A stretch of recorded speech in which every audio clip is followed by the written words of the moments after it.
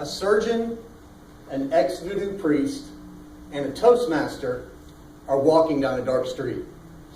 Now, many of you are waiting for a punchline to follow this, but the best thing I can tell you is that there's a story embedded in it.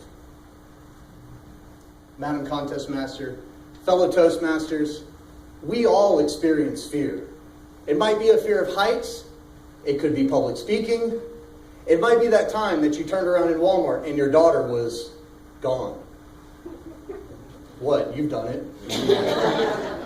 In all of those situations, there's usually been someone there, whether stranger or friend, that has said, it's not too high.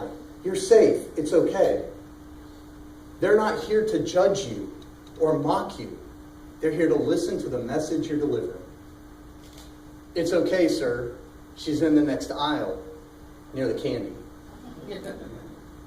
One of the things that I've had the opportunity to do recently is I was able to go to Haiti. I went on a mission trip supporting a group of college students.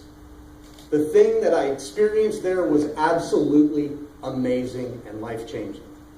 The organization that we worked with was founded by a surgeon and his wife, Malcolm and Joy. The unique thing that this group did was they went into the rural areas, the areas that you couldn't reach by vehicle or motorcycle. You had to hike or you had to take a small boat around the island.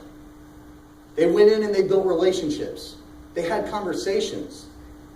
They figured out what the fears were that these people were living in every day. You see, that's the whole thing about Haiti, is the fear. Haiti is the poorest country in the Western Hemisphere. It also has the highest population that practices voodoo. Voodoo, a belief system based in fear. Fear of demons, fear of spirits, very real to Haitian people. I met a man while I was on this trip. His name was Latigue, and he was a voodoo priest. Now, while there are many, many different levels of the voodoo priest, Latigue was at the top. He was what was called a malefactor. He was the bad of the bad, the worst of the worst, the evil of the evil. And I got to meet him in his home. He sat there, face downward, eyes wide open. It was as if he was reliving the fear that he experienced as this priest. And he shared stories with us. Ones that we really couldn't understand until he simply asked this question. Have you ever been so afraid of something that in order to keep it away, you would kill your firstborn child? Latigue told this story. And the simple fact that when he did this, in order to keep this spirit, this demon that he had served, his father had served, his grandfather had served for close to 300 years, he didn't kill a child. His firstborn son was a grown man that he sacrificed. He then went into the opportunities that he had explored and found with Malcolm and Joy in their organization. You see, Malcolm and Joy became those people that walked towards Latigue rather than away from him when he appeared. They engaged him in conversation. They listened to what his concerns were, and they shared a truth with him that there's a different way of life, one that doesn't require fear. And as he spoke about this frown that I mentioned earlier began to go up. His eyes were no longer wide, they were near shut. Not because he was tired, but because his cheeks had gotten so high. And then there was that gap in his teeth. One of the most amazing smiles I've ever seen in my life. 2 nights later, it was our last night in Haiti. And we went to a small town in the southern part called Jacmel. We went to the art district and went shopping. We went out and we had pizza. Haitian pizza. No sauce, sugary dough. It's actually quite good. The conversation as we were breaking bread got so in-depth that we noticed it was starting to get dark outside. So we decided that it was time to leave. We went down to the street and we loaded up in our tap-taps. Basically, a tap-tap is a small truck, high welded metal frame with a camper on top, 8 to 10 people pile in the back, sit on 4-inch wide benches. And you bounce the whole way home. What should have taken about 30 minutes, about 10 minutes into it, we stopped.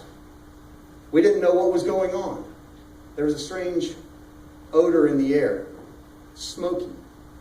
We stuck our heads out and there was a backup of traffic and a line of fire across the street. Tires, trees, everything was on fire in order to a protest of the government that had turned off the electricity every night for the past 3 weeks. An angry crowd. We sat there for 2 hours just talking, comforting each other, letting us know that we shouldn't be afraid. And as we're doing it, on the side of our tap-tap, the locals had figured out that, oh, hey, look, there's Americans inside these tap-taps. At that moment, Malcolm and Joy said, it's no longer safe, we need to go. You want us to get out? So we did. We trusted them. As a group, we walked. We walked around the first fire. We walked 4.5 miles until we came up on the last barricade, the last fire, 8.5 to 10 feet tall on each side of the road with a 3-foot gap in the middle. We had come back together, walking, Latigue in the middle, Jay-Z Remeu, comforting us. As we approached, out of the dark on the side, a shadowy figure like this, and then it stops. Dr. Malcolm? And he says, yes. Dropped the rock. Went to the adult amongst the 25 adults that were there. And he said, Dr. Malcolm, come through. And we walked. The heat, the singe you could feel on your face. We walked through. So there we are. A surgeon, an ex-voodoo priest, and a Toastmaster walking down a dark street. Fear comforted by those around us.